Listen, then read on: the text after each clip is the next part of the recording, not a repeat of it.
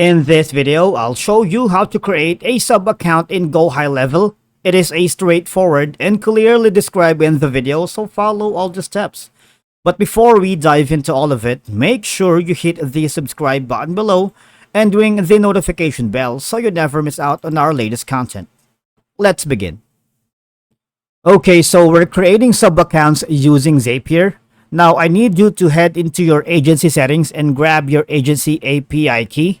Alright? So the first step is to create a new location.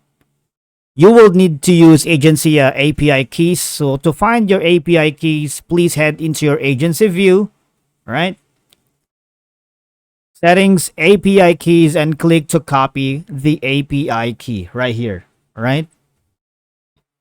Now, of course, you need to save this API key for later or come back to this step at 2 points in this video when prompted to use it into use. Alright, so because we want to ensure you have an agency API key on hand before taking the time to build out the rest of your integration. Alright,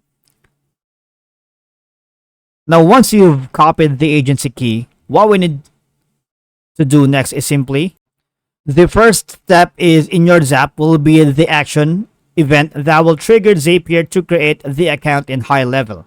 Now, this action event can be a lead connector like a pipeline, change, add, or even update opportunity.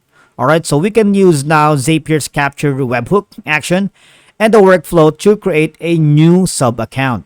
Alright, so for example, here on this video, we will be using Zapier's capture webhook action.